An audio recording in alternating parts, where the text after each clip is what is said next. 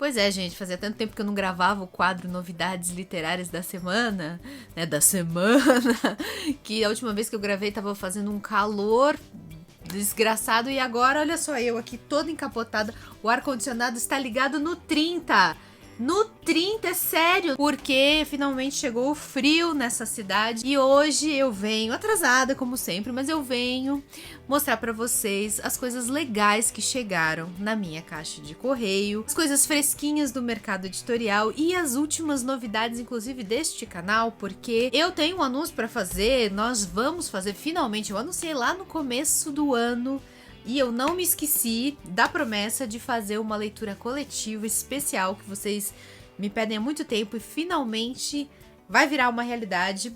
Nós vamos ler juntos em setembro Os Buddenbrook de Thomas Mann. E eu vou dar bastante tempo para vocês se prepararem, comprarem o livro, até porque eu sei que em alguns lugares do Brasil demora um pouquinho mais para chegar. Essa vai ficar sendo uma leitura coletiva para o mês de setembro. Assim temos todo o final do mês de julho e o mês de agosto também para se prepararem para vocês adquirirem esse livro, que vocês sabem, vocês encontram aqui embaixo os links tanto na Amazon, tem a versão como essa, né, é a mais recente, é da Companhia das Letras, e tem a versão e-book para quem prefere, né, um livrão, né, tem gente que prefere ler digital, e tem a minha querida estante virtual também, vai lá ver, tem várias opções de livros usados que vocês podem encontrar por ótimos preços.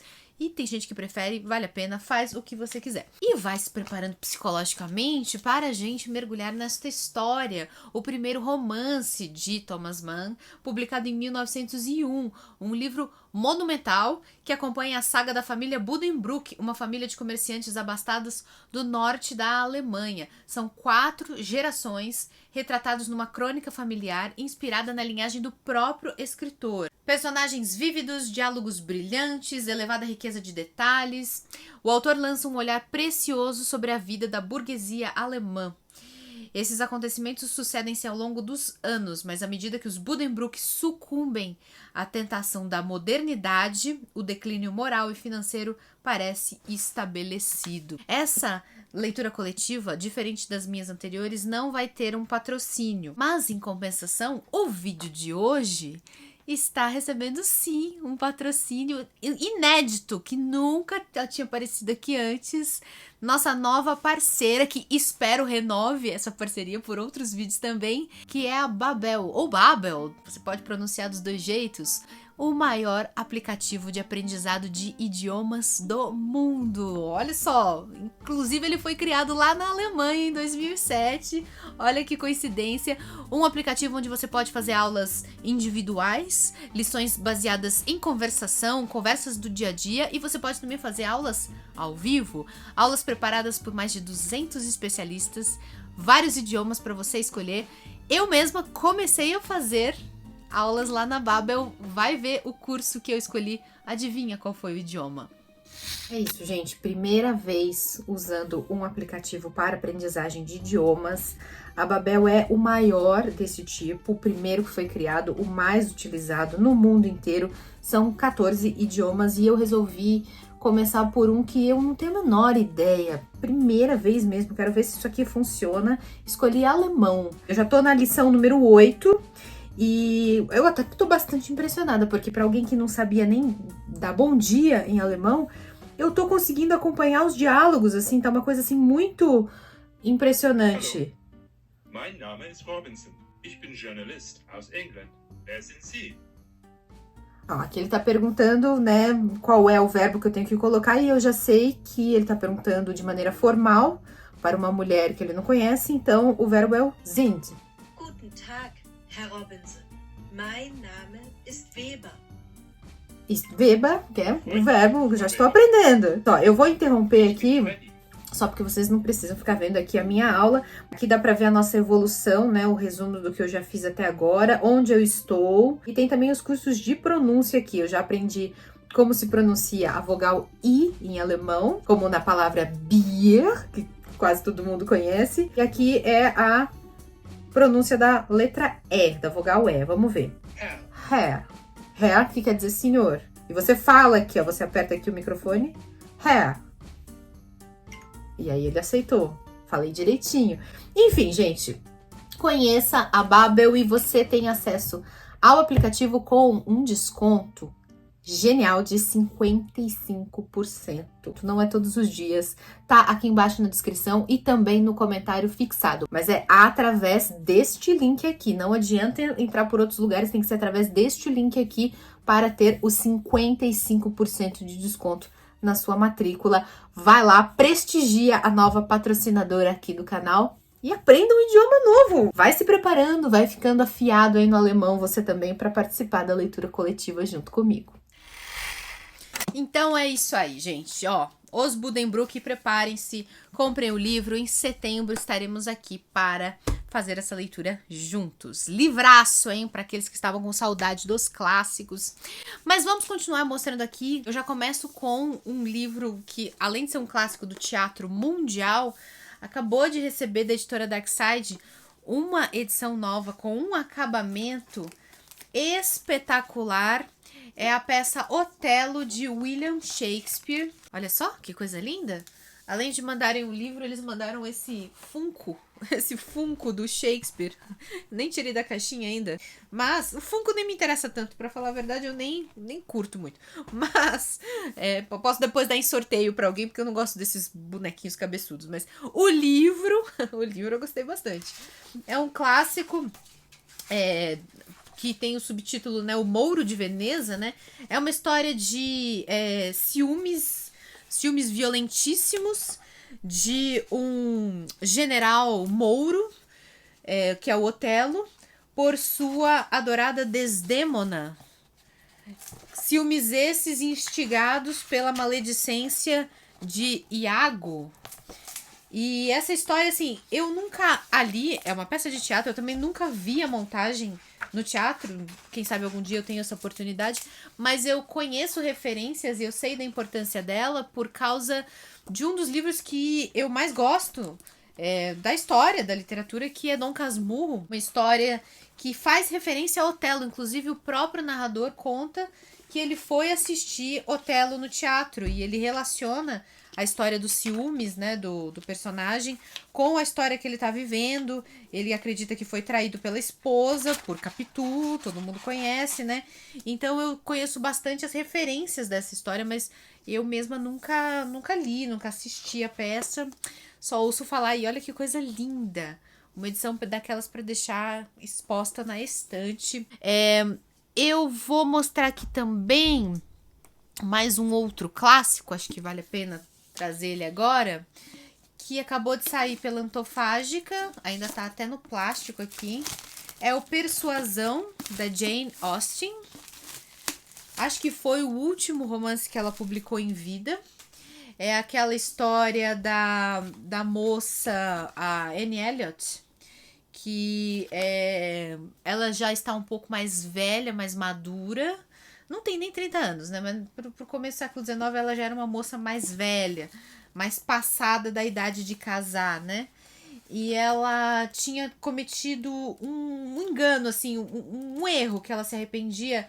No passado, ela tinha sido cortejada por um rapaz de quem ela também gostava, mas ela foi persuadida, ela se deixou convencer por uma mulher da família, a madrinha dela, que ela confiava muito e tal, de que aquele não seria um casamento vantajoso por causa da diferença de condições sociais. A família dela era meio que uma aristocracia meio empobrecida, mas ainda assim ela era meio que fidalga e o cara não era. Só que aí ela recusou o pedido de casamento dele. O tempo passou, agora ela tem 27, 28 anos por aí. E o cara volta. Ele tinha saído em campanha, ele era soldado. Volta condecorado, super premiado, rico. Quer dizer, ele volta totalmente diferente daquele rapaz que ela tinha rejeitado.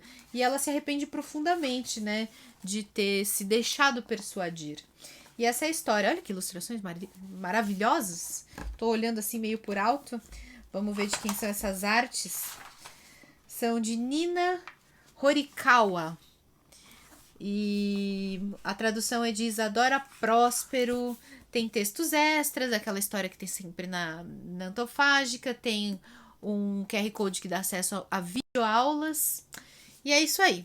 Vamos prosseguir aqui. Agora, a editora Record mandou... Olha só, eu não sabia, pra falar a verdade, nem sabia que Einstein tinha estado na América do Sul. Mas ele veio em 1925 e ainda fez um diário de viagem.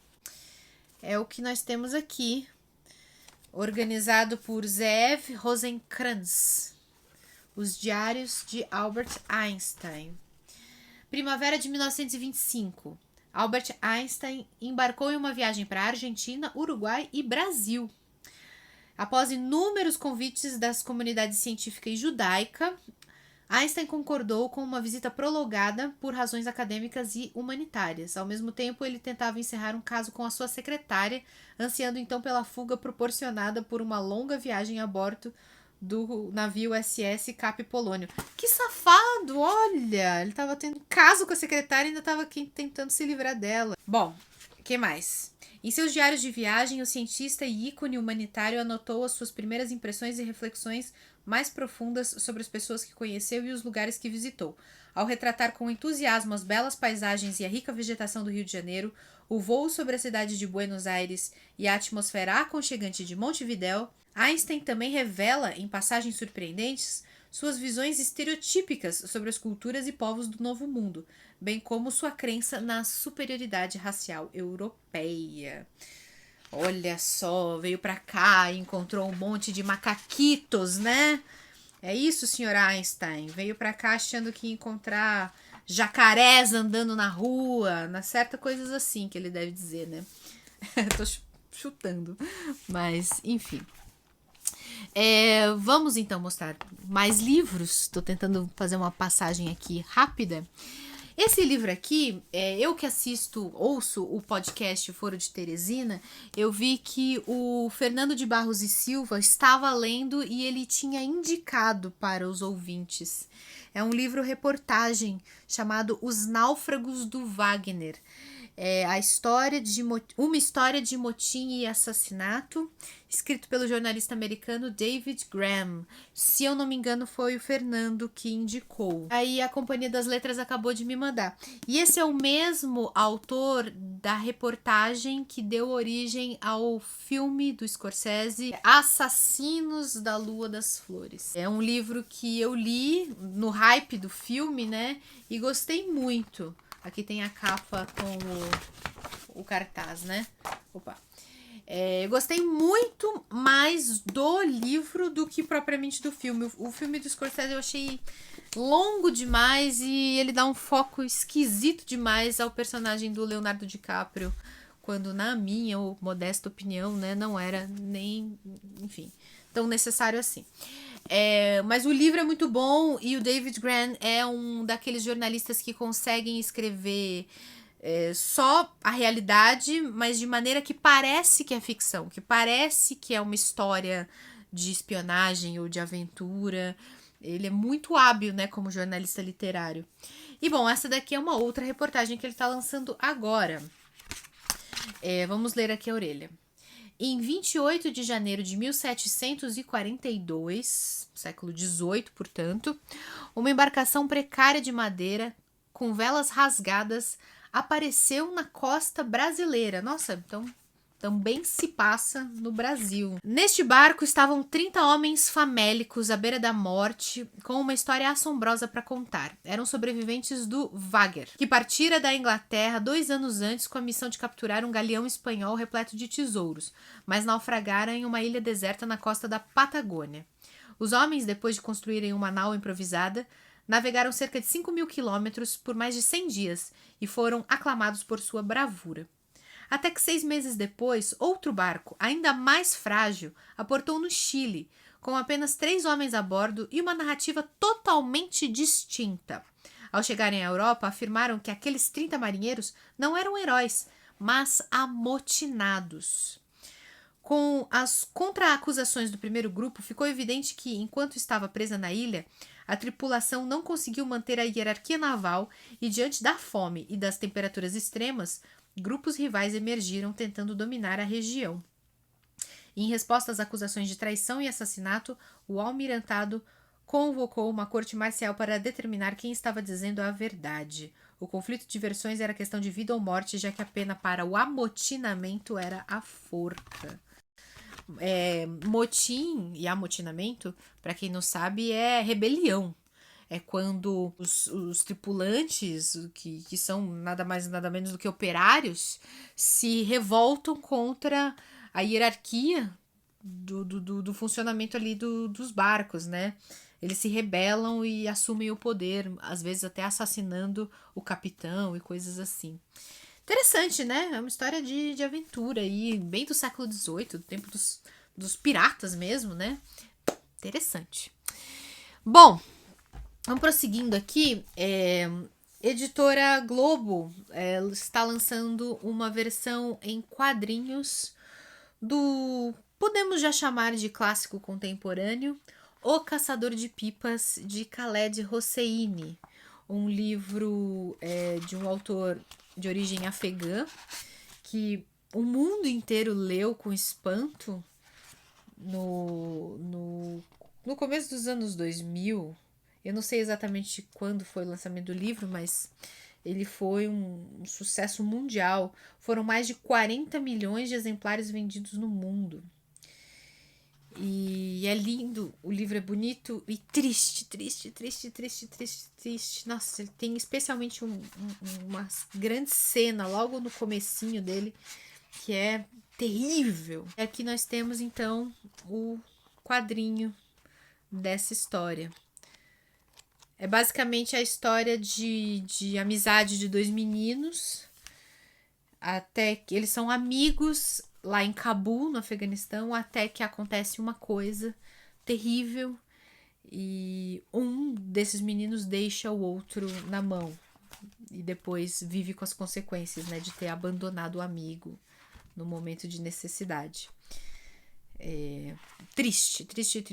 Eu não tive como evitar, folheei aqui, encontrei essa cena terrível que eu mencionei para vocês e, nossa, meu Deus. Bem, continuando aqui, a editora Companhia das Letras me mandou um dos livros de uma coleção que eles estão lançando agora em 2024, para marcar os 60 anos do golpe militar de 1964, chamada Arquivos da Repressão no Brasil. Aparentemente, eles estão lançando agora esse ano uma série de livros mostrando como foi a ditadura em vários vieses diferentes. Vai ter livro dedicado à censura na TV, por exemplo. Vai ter livro dedicado à repressão da comunidade LGBT. Vai ter livro falando sobre como funcionava o STF durante a ditadura militar, entre outros. Então são vários títulos aqui. Eu acho que nem todos estão disponíveis, eles devem estar lançando este ano. A coordenação é da historiadora Heloísa Starling. E o que eles me mandaram é esse aqui, ó. A Torre, o cotidiano de mulheres encarceradas pela ditadura. Escrito pela jornalista Luísa Vilameia. Eu vou ler aqui a orelha para a gente entender. A partir de 1969, uma torre centenária encravada no presídio Tiradentes foi o destino de dezenas de mulheres encarceradas por motivação política durante a ditadura militar no Brasil. Muitas delas haviam sido barbaramente torturadas e todas viviam em constante tensão. Seu futuro e sua segurança física eram incertos, além de grande parte desconhecer o paradeiro de seus companheiros, companheiras, filhos, familiares e colegas. Em A Torre, a jornalista Luísa Vilameia apresenta um panorama sensível de quem eram essas mulheres e de como sobreviveram às terríveis condições que lhe foram impostas. Para tal, a autora realizou 100 entrevistas durante 10 anos e pesquisou em milhares de documentos oficiais e particulares, e depois de traçar suas origens pessoais, inclinações políticas e o contexto de chegada ao cárcere, Vilameia mostra como essas presas se organizavam no dia a dia, como se relacionavam entre si, com agentes da repressão e com o passado, e com as pessoas do lado de fora. É isso. tema, assim, bem pesado. Fica como registro histórico, né? Mas não é uma leitura fácil de se fazer. Bom, então, continuando aqui, vamos fechar com esta caixa. Essa caixa que está sendo lançada pela José Olímpio, com 3 obras de Alice Walker. Olha só que bonito. O mais conhecido, aqui ó, sem dúvida nenhuma, é A Cor Púrpura, que ganhou uma adaptação para o cinema muito famosa nos anos 80. Acho que a direção era do Spielberg, mas agora tem um remake feito recentemente. Não assisti, não sei se é bom, se é tão bom quanto a versão dos anos 80. Então, para quem não conhece A Cor Púrpura, eu vou ler aqui um pouquinho da sinopse. Ambientado no sul dos Estados Unidos, entre os anos 1900 e 1940, A Cor Púrpura conta a história de Celie, uma mulher negra, pobre e semi-analfabeta. Brutalizada desde a infância, a jovem foi estuprada pelo padrasto e forçada a se casar com Albert, um viúvo violento, pai de 4 filhos, que enxergava a esposa como serviçal e fazia dos sofrimentos físicos e morais a sua rotina. Durante 30 anos, Celie escreveu cartas para Deus e para a irmã Nettie, missionária na África. Os textos têm linguagem peculiar que assume cadência e ritmo líricos à medida que Celie cresce e começa a reunir experiências, amores e amigos. Entre eles está a inesquecível Shug Avery, cantora de jazz e amante de Albert. Apesar de ser triste, de ser assim, brutal, é uma história que no final é esperançosa, sabe? Então eu recomendo que se leiam, porque há um motivo para continuar lendo, continuar acreditando. A história tem um final bem melhor do que o começo. Bom, O Templo dos Meus Familiares, escrito logo após A Cor Púrpura. Esse romance contribuiu para consagrar Alice Walker como uma das escritoras mais importantes dos Estados Unidos. Aqui conhecemos Lizzie, uma mulher de muitas vidas, Zedé, uma professora latino-americana condenada por apoiar a revolução do seu país, mas que foge para São Francisco após dar à luz a sua filha Carlota. Arveida, o grande músico com quem Carlota tem uma forte conexão. Suelo, um historiador e sua ex-esposa. Fanny, que se apaixona por espíritos e está em busca de sua própria libertação. Orbitando suas histórias estão os avós de Fanny, Celie e Shug, os amados personagens de A Cor Púrpura. Ah, que legal! É uma espécie de continuação, né? Porque a menina, né, dessa história aqui, né, que vai ter os seus filhos, os seus netos e tal, vai ser a avó de personagens que veremos aqui. Então, provavelmente já é uma história que se passa no final do século XX, né? Talvez anos 80, anos 90, por aí. Deixa eu tomar uma aguinha aqui. Por fim, em O Segredo da Alegria, temos a história de Tashi, heroína africana em conflito com a imposição da tradição e a felicidade de descobrir-se sujeito de sua própria vida. Tashi tem a sua primeira aparição em A Cor Púrpura. Ah, olha só, mais uma personagem que é mencionada na Cor Púrpura e que volta com um livro próprio, né? A força da personagem foi tão intensa que impeliu a autora a explorar seu universo em outro livro. Aqui, sua história não é exatamente uma continuação do primeiro romance, mas uma novela própria. Criada nas profundezas da África e posteriormente levada aos Estados Unidos, seu desejo de honrar as tradições faz com que busque a prática da mutilação genital feminina. A escolha corajosa, no entanto, revela o início de um doloroso processo físico e psíquico que envolve todos aqueles tocados por sua trajetória, até mesmo o célebre psicanalista Carl Jung. Nossa, o Jung é personagem? Os caminhos tortuosos da mente de Tashi serão responsáveis por levar as personagens e seus leitores e leitoras para uma batalha representativa até do mito de origem da opressão das mulheres. Interessante, né, gente? Então são histórias independentes, porém de alguma maneira interligadas. Então aqui temos esta caixa de 3 obras da Alice Walker, para quem gostar, para quem quiser conhecer. E todos esses livros vão estar listados aqui embaixo na descrição, com os links para vocês comprarem na Amazon ou na estante virtual. Como eu disse, quando você faz compras usando esses links, vocês ajudam o canal. Isso ajuda a financiar esse projeto. E você também ajuda muito se tornando um apoiador ou uma apoiadora através da minha campanha lá no Apoia-se. É no apoia.c/ler antes de morrer, como tá aparecendo aqui embaixo. Além de você me ajudar, eu também posso retribuir o seu apoio com recompensa só para vocês. Você tem acesso ao audiolivro de Vidas Secas que eu estou gravando. E por sinal, estou para gravar, vai sair esses dias, o famoso capítulo da Cachorra-Baleia. Então, muita expectativa para que ele fique bom. Também tem outras recompensas, tem sorteios exclusivos, tem conteúdos exclusivos, tem presentes para os apoiadores a partir de certa categoria de contribuição. Então vai lá, se você acha que esse canal faz um trabalho bacana de divulgação da literatura, me apoie lá na minha campanha. É isso, gente. A gente se vê então na próxima. Um beijo e até mais.